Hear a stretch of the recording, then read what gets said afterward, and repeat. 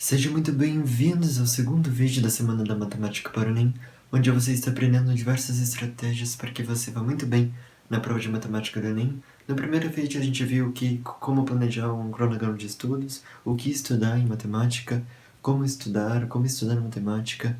A gente viu crenças limitantes que te impedem que você consiga aprender matemática e como exorcizar elas de uma vez por todas.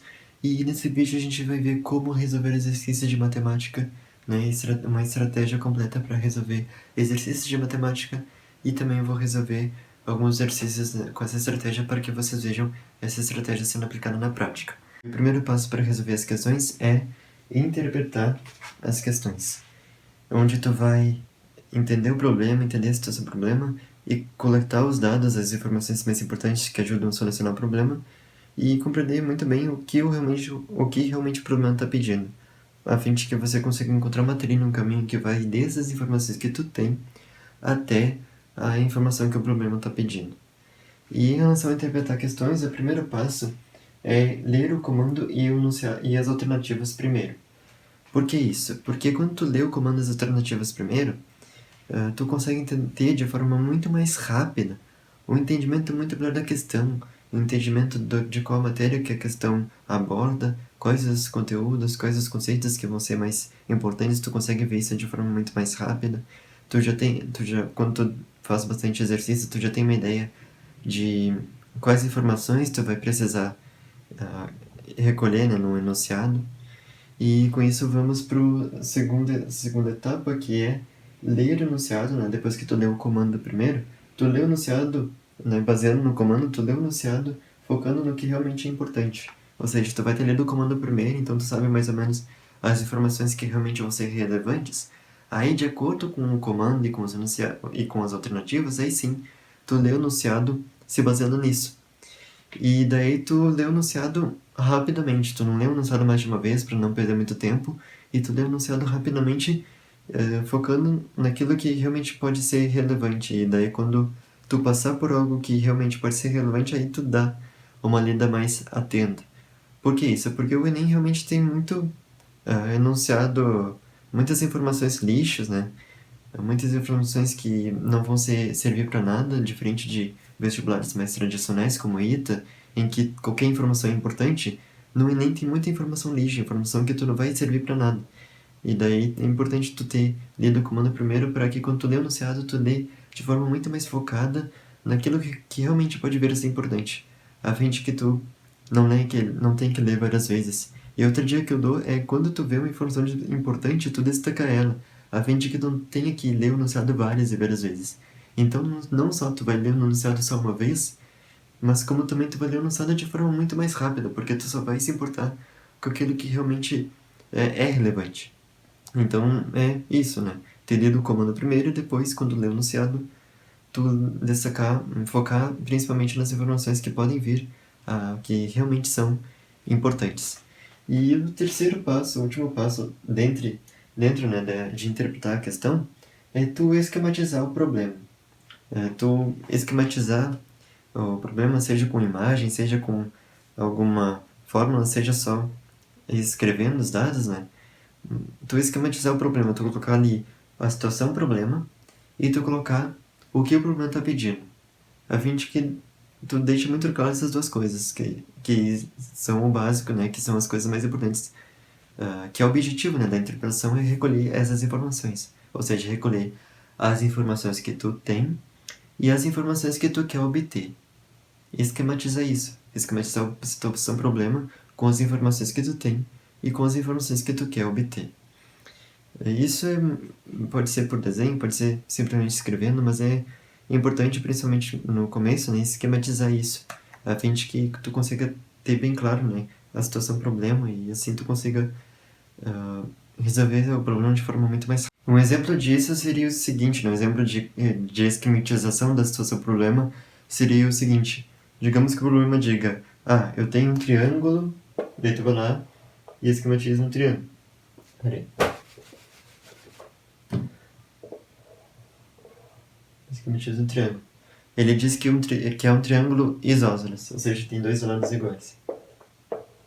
Aí ele diz que dos lados que são congruentes, que são iguais, né, vale 5 metros. Aí tu coloca ali na esquematização 5 metros. Aí ele diz que o ângulo entre esses dois lados é 60. E ele pede o outro lado, né? Então essa seria mais ou menos, né? Dando um exemplo muito simples, essa seria mais ou menos a esquematização que tu vai fazer. Para deixar muito claro o que tu precisa, a informação que tu precisa obter e o que tu tem de informação. Por fim, em relação à interpretação de questões, eu gostaria de destacar duas causas principais que fazem as pessoas, que fazem os estudantes ter dificuldade em interpretar questões. O primeiro é em relação ao conteúdo.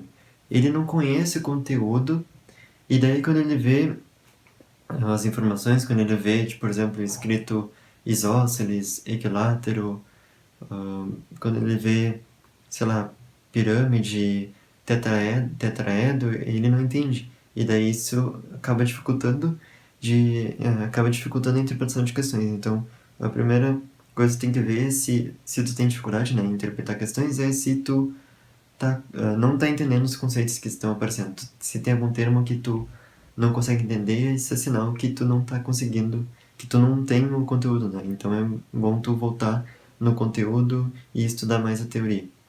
Outra segunda causa que fazem os estudantes não interpretar muito bem as questões não é questão de conteúdo, mas é questão de português mesmo. É a falta de domínio da língua. Porque não pense que só porque a prova é de matemática que só vai cair matemática. A prova, né, por ter texto, obviamente, ela acaba... tu acaba tendo que ter, né, em qualquer texto que tu vai ler, tu acaba tendo que ter um mínimo conhecimento de português, um mínimo domínio da língua, para que tu consiga interpretar o texto. Então, se tu não tem muita carga de leitura, se tu não costuma ler muito, e também se tu não tem muito entendimento do português, tu não vai conseguir interpretar muito bem as questões. Então, é bom que vocês estudem, né? Vocês leiam bastante a fim de melhorar a interpretação das questões, a fim de melhorar a sua interpretação de textos e também estudem a língua, estudem gramática, porque a gramática não é só uma coisa que só vai ser usada numa prova de gramática, exatamente. Ela ajuda tu a interpretar as questões, ela ajuda tu a interpretar textos, sabe? Quando tu entende o que é um sujeito, o que é um objeto direto, quando tu entende as funções sintáticas, os textos que tu lê ficam muito mais claros. E assim tu consegue entender o texto de forma muito mais fácil. Então, das duas umas, ou o problema é de conteúdo, então é bom você ir buscar esse conteúdo, se for o caso, ou o problema de português, de falta de leitura. Então, nesse caso, é bom tu ler mais, estar sempre lendo e também estudar pelo menos o mínimo, né, de gramática, de português. A segunda etapa ao resolver as questões de matemática é a modelagem matemática, onde tu vai esquematizar qual o caminho que tu vai usar para resolver a questão. Para ficar mais claro com um exemplo, é como se tu pegasse um labirinto, é como se tu pegasse um mapa, e daí a interpretação de questão é tu basicamente circular, né, conseguir encontrar no mapa onde tu tá e encontrar no mapa o tesouro. Nessa segunda etapa de modelagem matemática é tu traçar o melhor caminho que vai de onde tu tá até o tesouro, né, até a solução da questão. Na terceira etapa que a gente vai ver depois, é a etapa onde tu vai realmente executar isso, onde tu vai realmente trilhar o caminho até o tesouro. Então, primeira etapa, interpretação, tu circula onde é que tu tá e o tesouro. Na segunda etapa, tu traça o caminho no mapa. E na terceira etapa, tu realmente percorre o caminho na vida real, que seria a terceira etapa, que é a execução, que é executar mesmo as contas.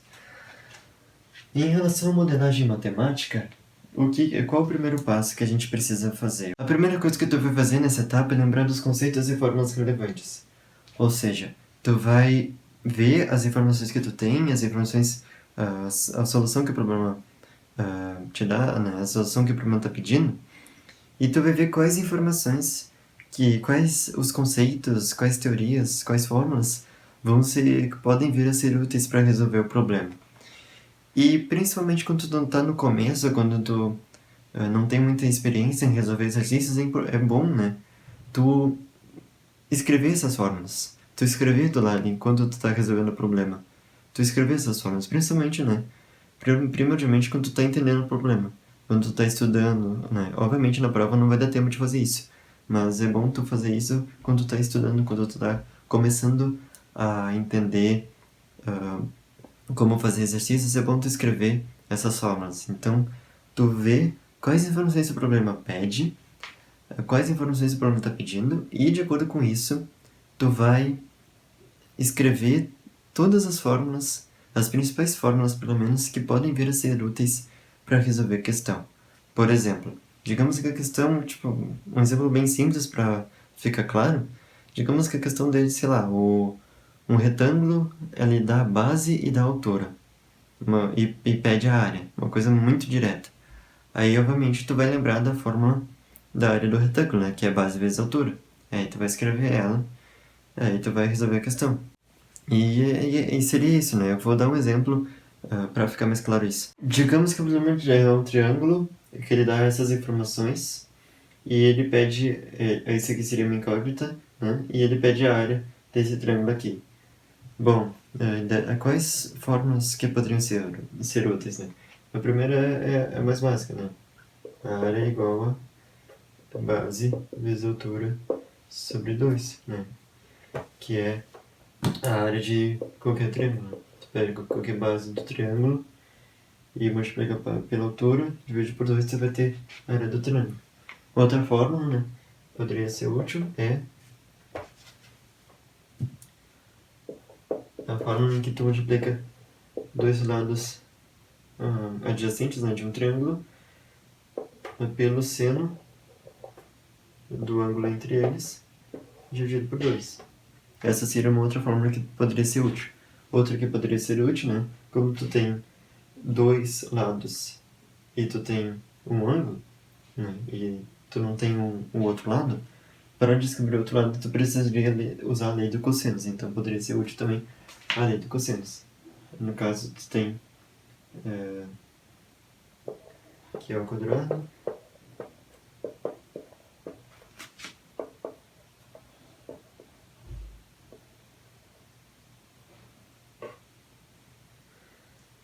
e daí essas fórmulas poderiam ser úteis. Tem outras, mas só pra tu entender a ideia. Tu vai lá e vê, qual é o problema.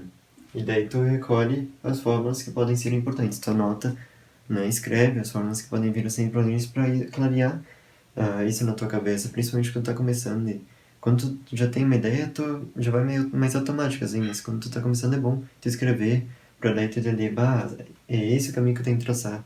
As coisas ficam muito mais claras quando tu faz isso. O professor Rafa Jesus é um professor muito bom, vou deixar o link do canal dele na descrição do vídeo. E uma coisa que ele fala muito, que ajuda muito nessa etapa de modelagem matemática, é tu fazer duas perguntas, né? Duas perguntas que vão te ajudar a entender muito bem quais são as informações que podem vir a ser relevantes a resolver o problema. As perguntas são, o que é isso e o que eu sei disso?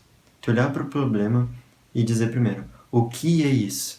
Por exemplo, tu vê uma construção de segundo grau, né? Daí tu fala, o que é isso? Aí tu vai dizer, é uma construção de segundo grau.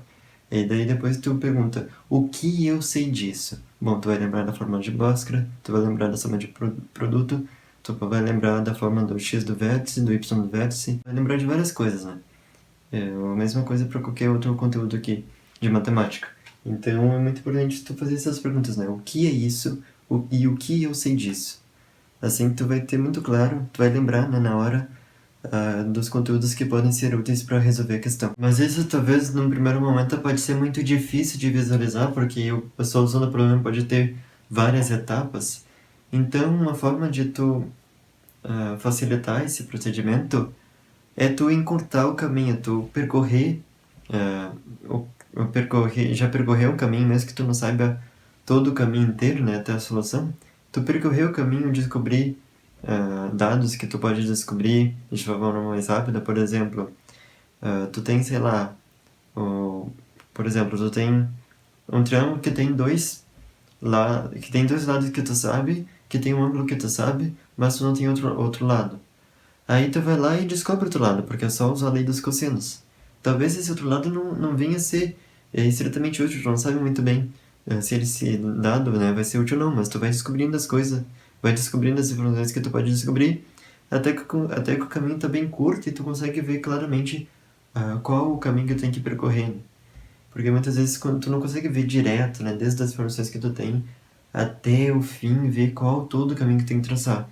Não, tu vai descobrindo algumas coisas, tu vai percorrendo algum caminho, tu vai testando, né, tu vai descobrindo as informações que tu pode descobrir de forma mais rápida até que tu consegue ver, né, o caminho do labirinto. É como se fosse um labirinto, basicamente. Muitas vezes tu não consegue ver todo o caminho do labirinto direto, então tu vai testando o caminho. Aí tu vai lá e testa o caminho, aí tu vê, esse caminho é sem saída, não tem muito o que fazer nessa área. Aí tu testa outro caminho, até que tu consegue ver, pô, esse caminho tá indo até o fim. Até que tu consegue, né, encontrar o caminho que realmente vai te levar na resposta. E isso tanto dá informação para a solução, como também dá a solução para a informação, né? Da mesma forma que tu pode encurtar o caminho da informação até a solução, né? Tu pegar os dados que tu já tem e descobrir algumas coisas, tu pode fazer o contrário, tu pode ver, bom, eu quero isso, eu quero a solução. Aí tu vai ver quais fórmulas que tu podem ser úteis, quais coisas que tu podem ir retrocedendo, né? Até chegar numa fórmula, até chegar no caminho que chega na informação que tu tem. O exemplo que eu dei, né, e que eu dou de novo do labirinto. Da mesma forma que tu pode testar caminhos do ponto de partida até o ponto de saída, tu também pode ver alternativas que vão do caminho de saída até o ponto de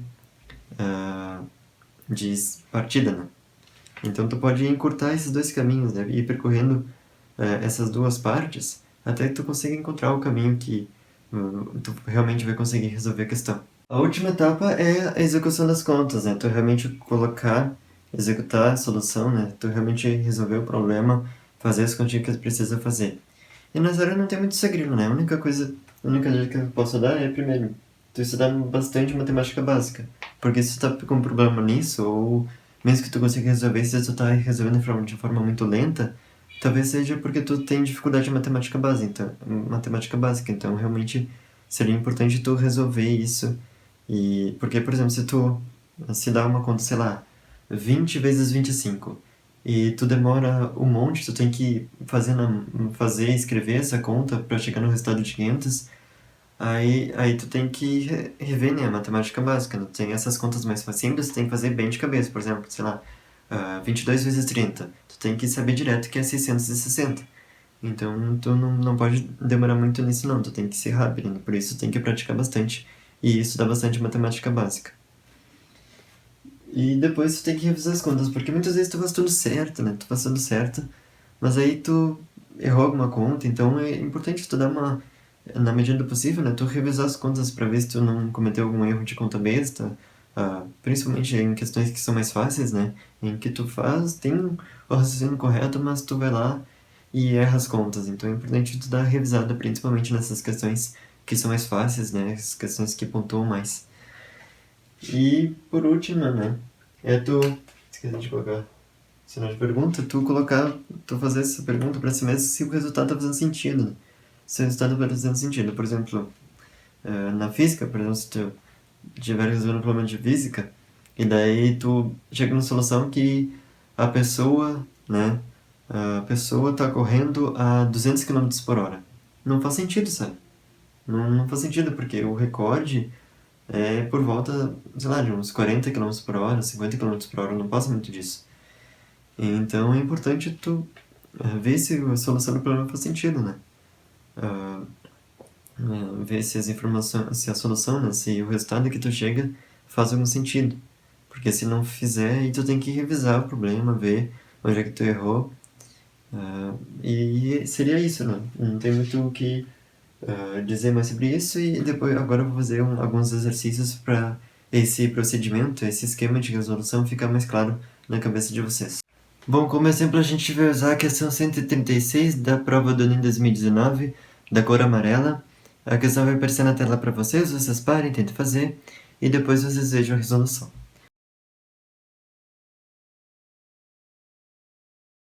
Bom, a primeira coisa que a gente faz, né, para resolver a questão, a gente lê o comando, e o comando diz que ele pede o volume do frasco em ml. Aí ele dá várias alternativas para isso referente, né, a 5% de frasco que o enunciado coloca, que são 10, 50 ml, 100 ml, depois 250 ml e por último 500 ml. Bom, a gente viu agora as informações do comando e do enunciado, né, as informações que o Bruno está pedindo. Aí com base nisso a gente vai ler o problema. E a gente pode destacar de informações relevantes, né? A primeira coisa que a gente pode destacar é a proporção de medicamento recomendada. Ele diz que para cada quilo, né, que a pessoa tem, né, deve ser consumido diariamente, né, uma vez por dia, o equivalente a 500 miligramas. E a gente sabe que a pessoa que vai receber o medicamento é uma criança de 20 quilos, e esse medicamento vai ser usado por 5 dias. E essas informações. Depois ele dá a informação que para cada grama, né, de medicamento, isso equivale a 1 centímetro cúbico, né? Então, para cada grama de medicamento, tu tem um volume de 1 centímetro cúbico. Bom, o que a gente tem, o que a gente precisa, onde é que a gente precisa chegar? A gente tem as informações que o programa fornece, e agora a gente precisa coletar, né, relembrar das informações que poderiam ser, que vão ser ou que poderiam ser relevantes para resolver o problema, né, os conceitos que poderiam ser importantes. O primeiro conceito é a regra de 3, né, porque se a gente fizer a regra de 3 aqui, a gente descobre a quantidade de massa que vai ter, né, a gente descobre a quantidade de massa que vai ter a quantidade total de medicamento que a criança vai usar. E outra ideia importante, né, que provavelmente a gente vai usar, é a conversão de unidades, né? Porque a gente vai, se a gente fizer a regra de 3 aqui, a gente vai saber a massa do medicamento. E a gente precisa saber o volume do medicamento, o volume do frasco. Então, para isso, a gente vai precisar saber de conversão de unidades. Então, esses dois conceitos a gente consegue perceber que que provavelmente a gente vai usar. E daí agora a gente precisa fazer um esquema, né? Baseado nas conceitos que provavelmente a gente vai usar, a gente precisa encontrar um caminho para resolver a questão. Bom, como eu disse, a gente consegue perceber que se a gente, se a gente fizer a regra de 3 aqui, a gente consegue descobrir a massa do medicamento que vai ser usado no total em gramas. E se a gente fizer a conversão de unidades, a gente consegue passar de grama para mililitro e descobrir o volume que o frasco precisa ter. E agora, né, nessa última etapa, é fazer o cálculo, né, fazer esse cálculo. Aqui, como para 1 quilo a gente precisa de 500 miligramas, para 20 quilos a gente precisa 20 vezes 500 miligramas. E como para um dia a gente precisa de 500 miligramas, para 5 dias a gente precisa ver 5 vezes isso. Então, fica 20 vezes 5 que dá 100. Então, isso aqui vai ser 100. Isso aqui vai ser 100 vezes 500 miligramas. Só que 500 miligramas é a mesma coisa que dividir por 1000 aqui e colocar grama aqui, né? E daí a gente tira aqui, que fica 10. A gente corta também isso aqui. E a gente tem que x é igual a 50 gramas. Tá. E agora em relação à conversão de unidades, a gente sabe que 50 gramas é igual a 50 centímetros cúbicos. Então a gente tem que o volume é 50 centímetros cúbicos. Mas a gente sabe que um litro, né? 1 litro é igual a 1 decímetro cúbico, que é igual a 10 por 10 por 10 centímetros, que no caso seria 1000 centímetros cúbicos. Então, como 1 litro é igual a 1000 centímetros cúbicos, 1 ml é igual a 1 centímetro cúbico. Então, 50 centímetros cúbicos é igual a 50 ml. Então, a resposta, né, é 50 ml, o volume do frasco que precisa ter 50 ml, e da resposta é a letra B. Bom, é isso aí, espero que tenham gostado do vídeo. Não deixe de se inscrever no canal e tamo junto.